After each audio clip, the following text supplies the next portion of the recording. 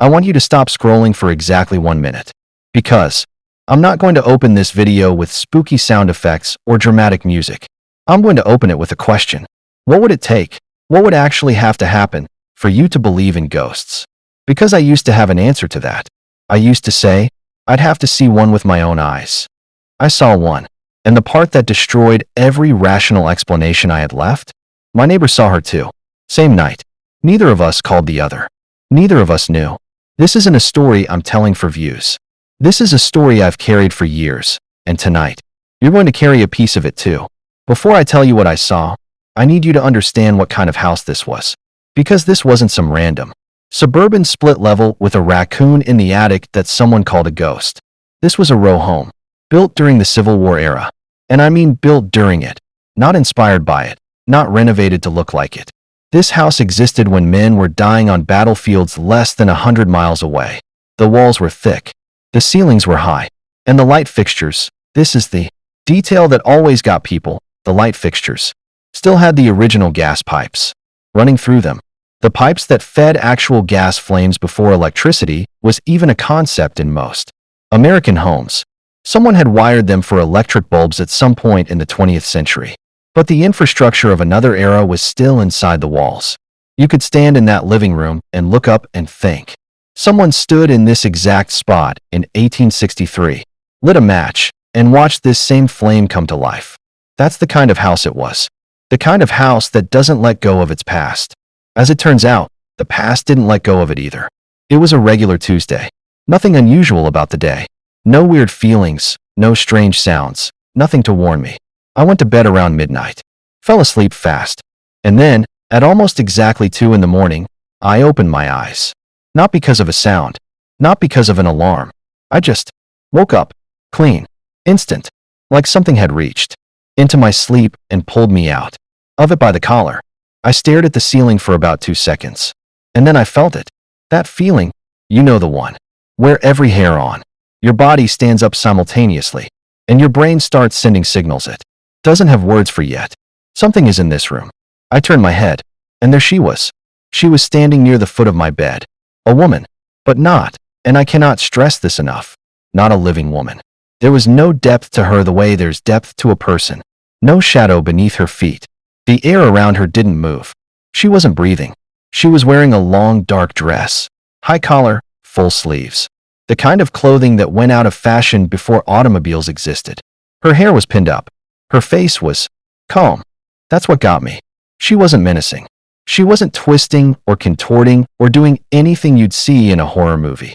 She just stood there, looking at me the way a grandmother looks at a sleeping child, checking on someone. I couldn't move.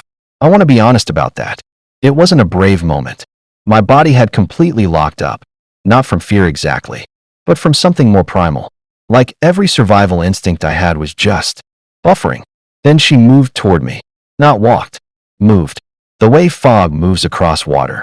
No steps. No mechanics. Just presence shifting from one point to another. She stopped right beside me. And she reached out and placed her hand on my chest. Right over my heart. Now here's what I need you to understand. I felt that. It wasn't cold. It wasn't burning. It was pressure. Intentional, gentle pressure. The way someone touches you when they want you to know you're not alone. And then she slowly raised one finger. And she pressed it to her lips. SHHHHH. Like she was telling me something important.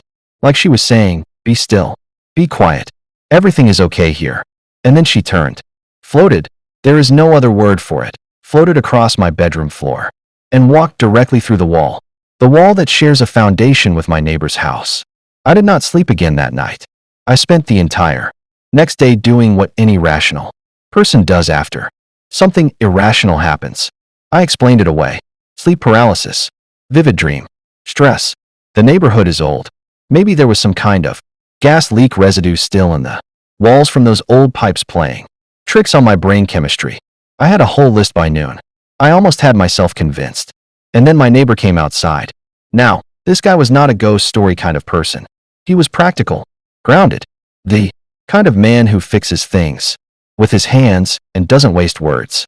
We'd talked plenty of times. Good neighbor. No drama. He looked at me and said, and I'm going to give you his exact words. Hey, this is going to sound insane, but do you believe in ghosts? My stomach dropped through the floor. I said, "Why?" And he told me. The night before, around 2 in the morning, he'd been woken up. He'd gone to look out his back window.